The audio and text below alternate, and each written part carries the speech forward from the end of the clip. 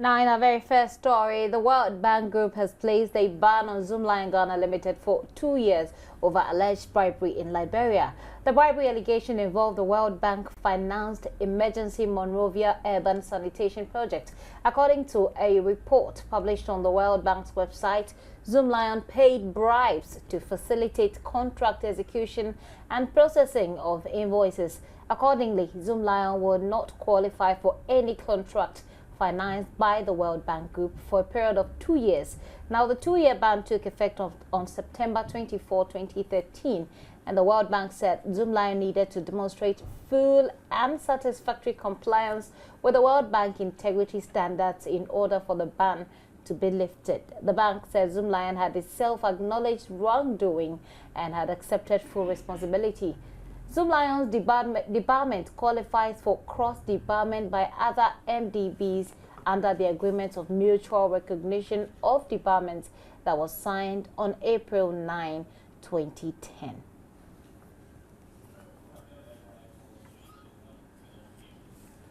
Well, away from that, some traders at Amasaman continue to do business along the main road near the police station. Despite the construction of a new market, traders have cited poor construction of the sheds, sanitation and lack of security as reasons they find the market unfavorable to trade in.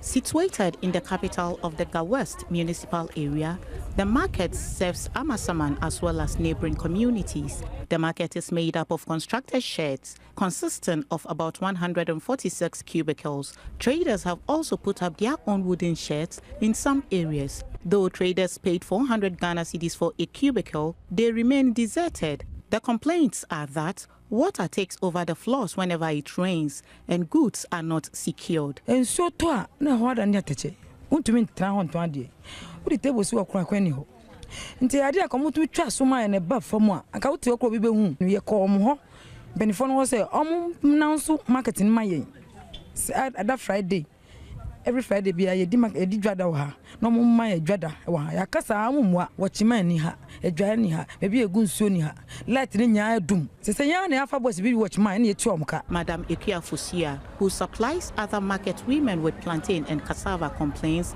she has not been able to secure a cubicle. Metues kakra o mo ntwa baby amame eni amana nkasanso edo aso be yegu bola so de obi no be ba beto ade so hande me ho ntam mombat eye chance metene fie na minyes kanso enhwemema me yana kakra ti momodi no munsiesie dwano na dwano munya kama. Construction of the market has stalled for about 2 years now, with a public toilet yet to be completed.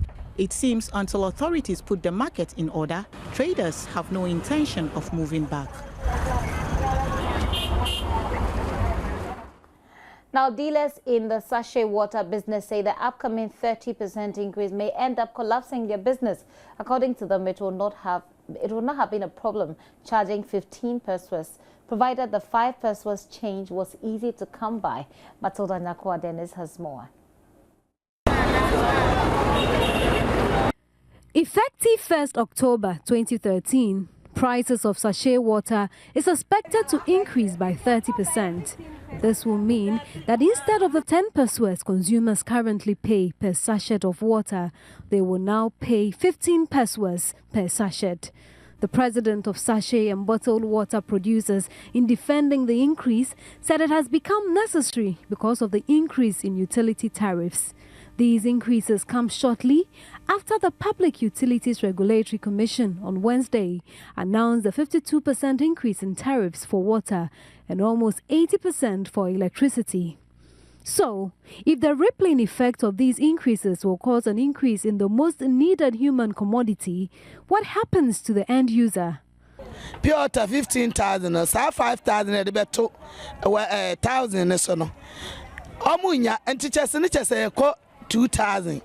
And you better mamma to pure water back 2,000 yes, Romala. And today Omoya found Omunya found pipe no better to me, you know better to me, slay and penny for say, and Kabeya, Omunjama, 9 ton 1,000, I said the woman, 9 tons. This woman who hogs on the streets to make a living selling sachet water, or what has come to be popularly known as pure water, shares her frustrations. Because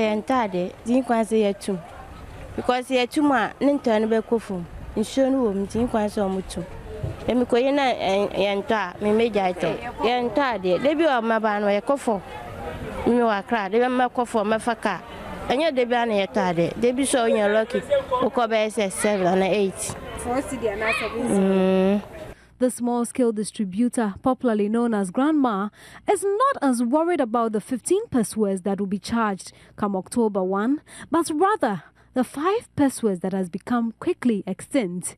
The 5 pesos to change her, that is the problem, because the money they change her is the one who is bringing all these things. In fact, the new currency is the one who is causing all this problem. Because to buy something, you give the person 20 pesos. When he didn't get you the 5 pesos, what are you going to do? That is the problem. There will be a fight or something. That will worry us. I asked around for a 5 peso coin, and it was not as easy to come by as the other coins in the system. This means that consumers may be forced to pay 20 pesos just for one sachet of water. So if there is indeed going to be an increase, there must necessarily be the availability of the 5 Ghana pesos, which is after all a valid Ghanaian currency.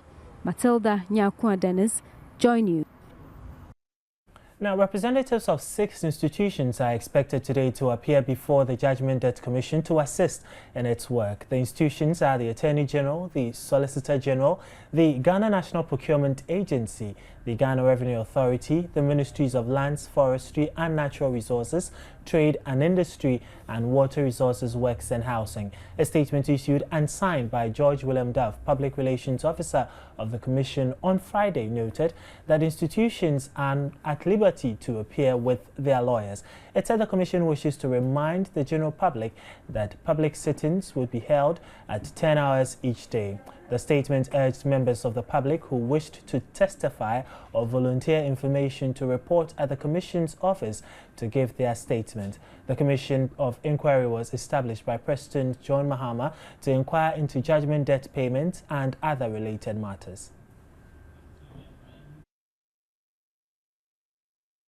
Okay, so this is a time where we take you to the hometown of Professor Kofi Awoonor. It may not be one of the very popular towns in the Volta region. That was until it emerged a few days ago that it has produced one of Ghana's finest poets, diplomat and statesman, Professor Kofi Awoonor. Joy News' Yafoso Ajemfi has been to the town called Weta and reports they haven't only lost about their finest export, but that project he started may also suffer from his demise.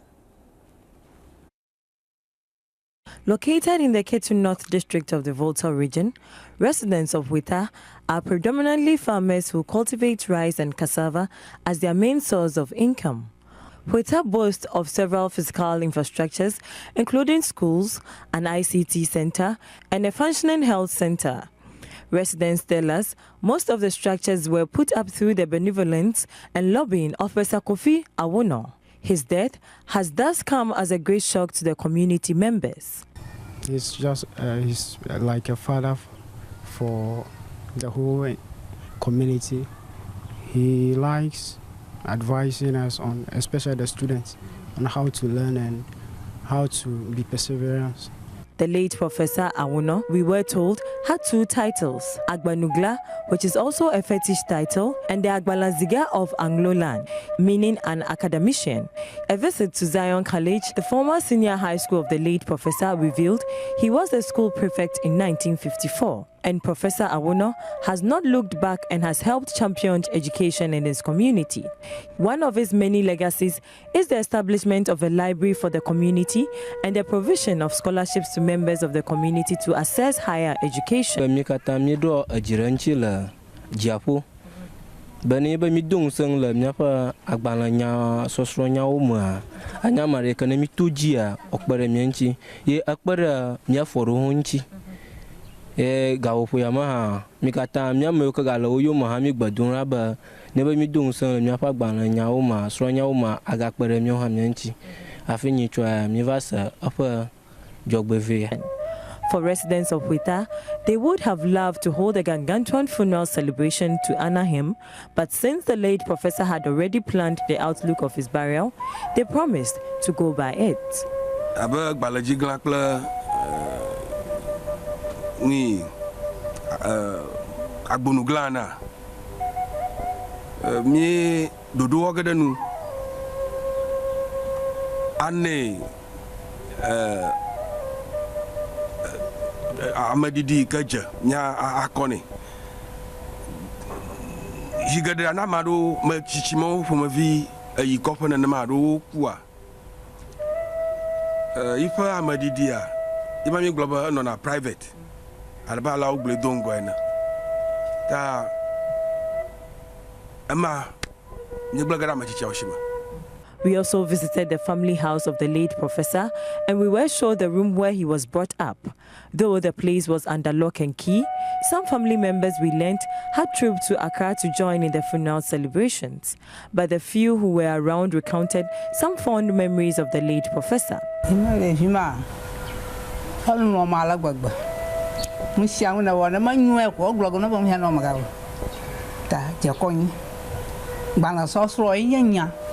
Nya gato agbogunu na gbagbo ma fa unchi ha ava won enem ya nya to ya la fia e ma gbo ye po jinya ha ko aka fia adafu tanya ka ma.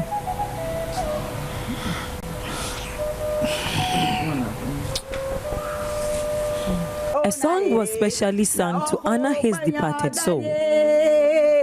Mabana kukuga baragba makema po banya darina mabana jujoge ame mapo banya darina ayo. Even as this song died down, not only is the shock of the demise of the kinsman weighing heavily down on them, but residents are wondering what becomes of the untarred road in the community.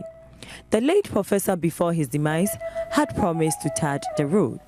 May his soul rest in perfect peace.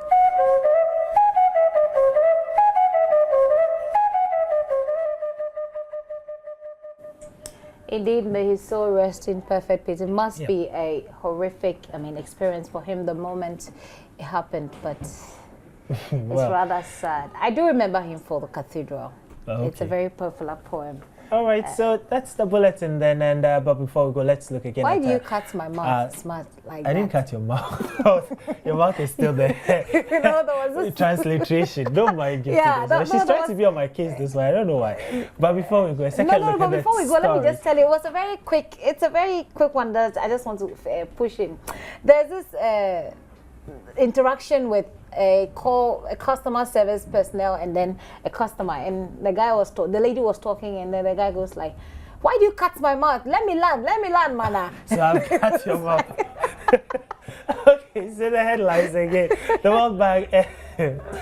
World Bank has banned Zoomlion for 2 years over bribery allegations in Liberia. Meanwhile, the Zoomlion has responded, saying that the incident is an isolated one for which the necessary remedies suitable to the World Bank have also been instituted. And they say indeed Zoomlion's World Bank project in Liberia is ongoing and has been extended. And Zoomlion says it still has a cordial relationship with the World Bank, and as a people-centered company, it will always strive to uphold the best standards in enhancing the reputation of Ghana in all its operational countries. Now that's Zoomlion's side to the story.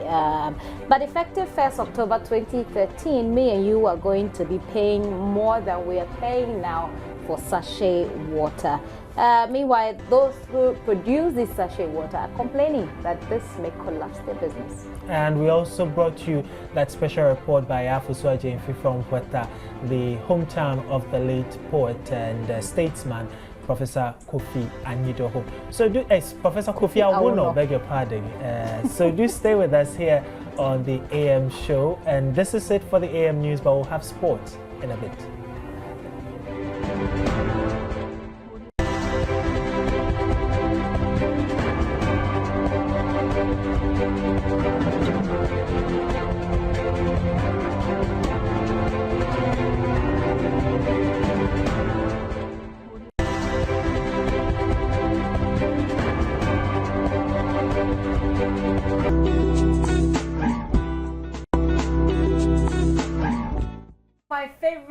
segment here on the AM show, talking about AM sport. And I'm going to give the Monday to Smarts to start, you know. Okay. Well, goodness.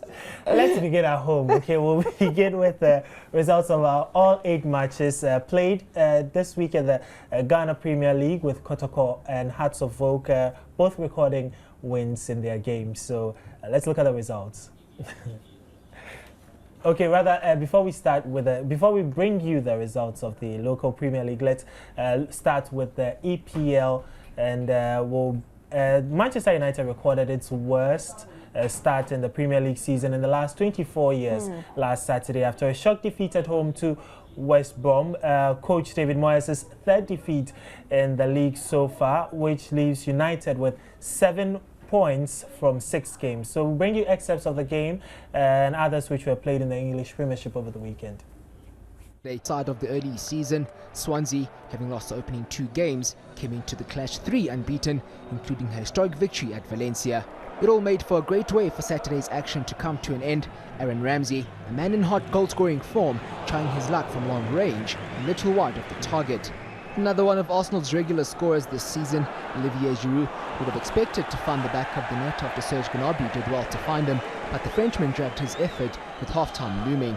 A little into the second, it was the young German who finally broke the deadlock. And Arsenal with a great chance. Gnabry! A deserved goal for the 18-year-old! Not long after, typical Arsenal touches eventually saw the ball fall at the feet of Aaron Ramsey, who did the rest. Wilshere gets it back from Giroud. Giroud follows up. Great football. It's Ramsey! In trying to rescue the tie, the Swans pressed on and created a couple of chances to beat Szczesny, who was up to the task, until Ben Davies stepped up to make it a nervous finish. Boney with a return. That's super football. That's brilliant football from Swansea! The Gunners held on for their 5th victory in a row, 2-1. On a day where Senel drubbing at the hands of Tottenham in the Capital One Cup midweek, while City demolished Wigan 5-0 at home in the same competition. The Citizens dominated the first half, Edin Dzeko forcing a save from Brad Guzan early on. Despite the majority of possession in the match, Manuel Pellegrini's team had to wait until 6 minutes before half-time for their next opportunity. Samir Nasri's cross could have gone anywhere, including in the Villa goal. The resulting corner provided an opportunity for Yaya Toure, whose effort was headed off the line. The Ivorian international didn't have to wait long, though, to continue his scoring purple patch. In the last minutes of the first half, City's top scorer strikes again. Yaya Toure with his 6th of the season. 1-0 City at half-time. 5 minutes after the break, against the run of play, Leandro Bacuna slipped the ball behind the City defence. The flag stays down and Aston Villa are level. The Citizens didn't take too kindly to that mugging and quickly reasserted themselves, retaking the lead through Edin Dzeko. But almost beyond belief, the Villains were again level with 18 minutes to go. Bacuna with a little bit of dead ball brilliance. Sensational free kick from Leandro Bacuna and a second equaliser for Aston Villa. 3 minutes later, Villa manager Paul Lambert was forced to jump out of his pitchside seat with joy. Well, can you believe it? Aston Villa 3, Manchester City 2. It's Andy Weimann. The home side held on to secure all 3 points and send City into their Champions League clash against Bayern Munich with a lot to think about. It was the reigning Barclays Premier League champions up against Steve Clarke's West Brom side at the Theatre of Dreams as David Moyes looked to build on a solid win in midweek against rivals Liverpool in the Capital One Cup. United's last league match was against Manchester City to a super cross from Nani. Wayne Rooney, who was wearing the captain's armband on the day, also had a chance with his head, but he fired it straight at the keeper. Brazilian midfielder Anderson probably had the best chance of the half for United, put his header cannon into the crossbar, only to realise that he was flagged for offside. The second half saw the visitors start brightly, but David De Gea kept the Baggies at bay. He, however, had no answer though when Morgan Amalfitano produced a moment of magic. Fitano! Big moment! Big goal! It was now a case of do United have the character to come back when the chips are down, and they duly did through talisman Wayne Rooney. The United number 1 was keeping his team in the game and once again produced a super save to keep out West Brom. He, however, had no answer when England under-21 striker Saidu Berahino found the back of the net. With United needing goals, Marouane Fellaini was introduced by United and he thought he had equalised for the Red Devils, only to be flagged for offside. It proved to be another blue day for the Red Devils as they lost their second league game in a row to leave the champions with just 7 points after 6 games in what has been a poor start to the David Moyes era. First half of 15 fouls, 5 corners and 6 shots on target from Spurs and 5 from Chelsea. Just 1 goal separated the 2 London clubs. Both teams had been lean defensively this season, but come the 19th minute, Chelsea conceded their 3rd goal of the Barclays Premier League season.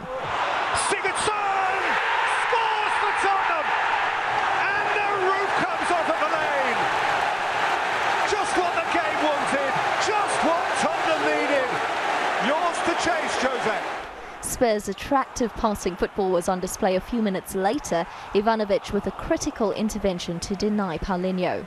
Chelsea, who were lacklustre for most of the half, turned their possession and pressure into chances in the last few minutes of the first half. If it wasn't Lampard from a set piece forcing Lloris off his line, Hazard also had an on-target yet deflected effort. Spurs came closest to extending their lead. A flowing move started with a Walker backheel and ended with an angled shot against the post from Paulinho. Mourinho made some tactical and player changes, bringing Mata on in the second half, and he provided for John Terry. Okay, so those were the highlights. Now time for us to check out the full results from week 6 of the EPL. And there you have it on your screens. Stoke City losing 1-0 to Norwich City. Sunderland also losing to Liverpool 3-1. Tottenham Hotspurs drew with Chelsea 1-1. The case of the boss and apprentice over there. Aston Villa winning over Manchester City 3-2. Fulham 1, Cardiff City 2, Hull City 1, West Ham United 0. Manchester United 1, West Brom 2. And that made my weekend sumptuous. Southampton 2, Crystal Palace 0. Crystal Palace, I don't know. Well, Swansea City 1, Arsenal 2. So these were the results for the EPL. I don't know if it was good for them to come into this season or it was better if they stayed away. I'm not too sure because they've lost almost every game so far. Well, yes, sorry. It's funny because you're like talking to yourself actually because, well, okay. It's not my kind of sport. I know. You know I know you like Rafael Nadal and tennis. I know. The sport that I specialize in. It's tennis, I know. Rafael Nadal. But coming up next, there was action in Italy, and this has actually been written for me, so I'm reading it out to you. It's not like I'm analyzing any sport, but there was action in Italy with AC Milan struggling to get a 1-0 win over Sampdoria. Sampdoria, is it? Yeah. Sure. At the San Siro. Now here are highlights of last weekend's round matches in the Serie A. In fact, the Derby della Mole history continues to be harsh to Torino, who have yet to beat their Turin rivals since 1990. A nice touch from Tevez saw Giovannico a one-on-one with the keeper who parried it away. The goal, however, came in the 54th minute. That's when Juventus took the lead. Bonucci headed that goal towards the keeper. Tevez headed it towards the crossbar, but French international Paul Pogba nods home the rebound. And then in the 84th minute, Juve almost clinched a second with Miko Vucinic. He forced a good save from the keeper. 1-0 the final score. Juve find themselves in second. Win in 5. They faced a side with even worse struggles. Sampdoria yet to win after 3 defeats in 5. The Rossoneri hit the ground running, and Constant nearly sent the San Siro into a roar with a vicious volley, which whistled wide of the target. The visitors came close to getting their opener in the 26th minute, Costa doing everything but get his header on target. Mexis' run into the back post was slightly too late. The Frenchman unable to guide home from a free kick. It was a little after the break that the breakthrough did finally come, much to Milan's delight. By far the most dangerous player as a shot goes in! Birsa gets his first goal for Milan. A chance to double the lead was spurned by Robinho, who wouldn't want to see the replay of this particular miss from close range. Robinho at the How did he miss that? Oh, what an incredible opportunity for Robinho to double Milan's advantage. Christian Abbiati had little to do thereafter in keeping Sampdoria out. Milan securing the Roma and Bologna brought to an end at the table. For Bologna, the search for the first victory of the season was going to be that much harder against the half-flying hosts, who needed no time in stamping their authority. Only half cleared, that's got to be the opening goal! Florenzi! They continued to bully the visitors, and when Federico Balzaretti was unable to finish off a flowing move, Gervinho showed him how moments later. Gervinho! 2-0 Roma! A perfect counter-attack, and that is 2 in 2 games for the Ivorian. 2 became 3 as Bologna looked completely overwhelmed, Mehdi Benatia showing no mercy all within the opening half hour. To their credit, Bologna did manage to scare Roma a little before half-time with an effort that trickled wide. While it seemed as if Bologna had done well to stem the tide, Gervinho wasn't convinced, scoring a brilliant second goal all by himself to make it 4 in the second half. Morgan De Sanctis was on hand to keep his clean sheet, tested from long range, all before Adam Ljajic made it a perfect 5 at the end, Roma making it 6 victories in 6.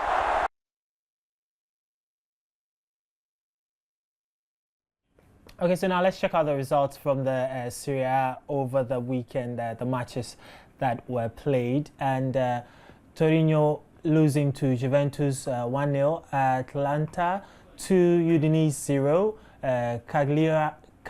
Cagliari 1, drawing with Internazionale, Catania winning over Chievo Verona 2-0, Hellas Verona 2, Livorno 1, Sassuolo 2, Lazio also 2, Genoa losing to Napoli 2-0 over there, and AC Milan, of course, winning over Sampdoria 1-0. So those are the results from the Serie A matches that were played over the weekend. So now let's head over to Spain and check out what happened in La Liga. Of course, Real Madrid lost at home while Barcelona maintained their 100% winning streak in the season so far. So we bring you highlights of Serie A, the Spanish La Liga matches played over the week. Sociedad.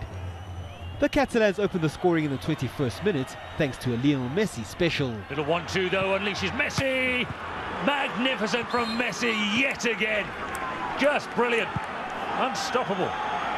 That goal, however, was the last meaningful contribution Messi made in the game as he had to leave the field with a thigh strain. His departure in the first half, however, didn't stop Barcelona from doing what they do best, as Alexis Sanchez caused the home teams all sorts of problems. The league leaders once again carved open the home side to double their tally with a superb team goal. Here he is, Xavi. He's setting up Cesc Fabregas, and across it goes, and it was Adriano who got the touch. It ended 2-0 on the night as Barca made it 7 wins from 7 to maintain the perfect start to the season. Atletico Bernabeu for a clash against local rivals Real Madrid, with the world's most expensive player Gareth Bale set to make his home debut off the bench.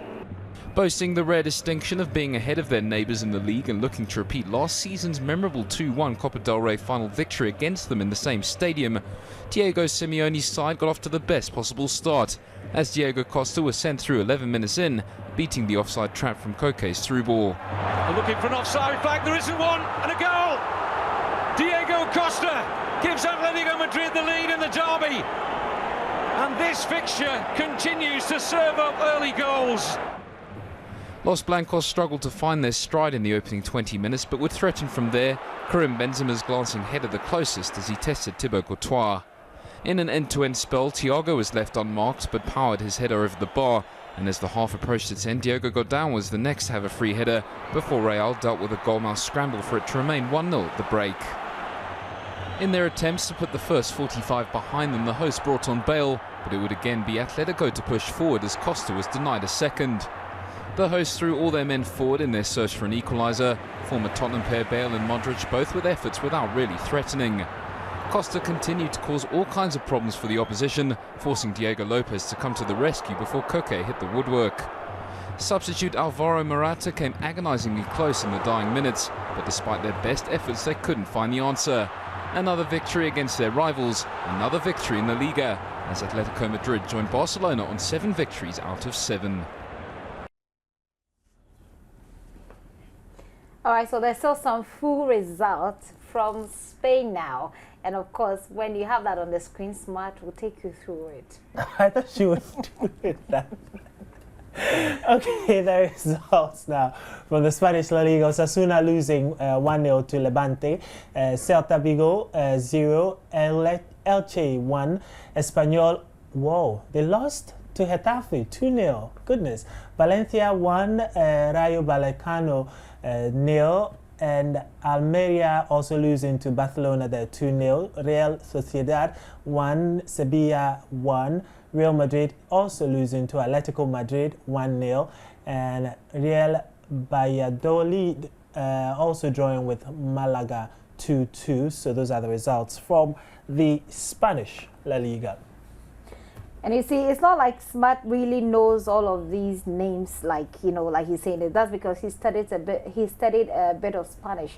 That's how he's able to, you know, mention the names. Not that he knows the, you know, the clubs like that, you know. But he hasn't even. And I studied a bit of Italian too. Whatever. But he hasn't. And I studied a bit of Chinese. Jealous. Yeah, I am jealous. Chinese? Yeah. All right. I'm studying Chinese now. You should know Chinese because the Chinese have taken over the world. They're everywhere. You know, when we went to Namibia, we went to this place called Chinatown. You know, we don't have that here in Ghana, do we? We're building one. No, we're building one. Yeah. The Chinese are everywhere, so it's good if you know how to speak their language. But I'll be telling you what I've been doing in Namibia, actually. Maybe not today, but tomorrow. We'll have the team here in the studio to talk about what we did. It is a very touching documentary. You would just love it. But that's it for the AM Sports, proudly brought to you by Tigo.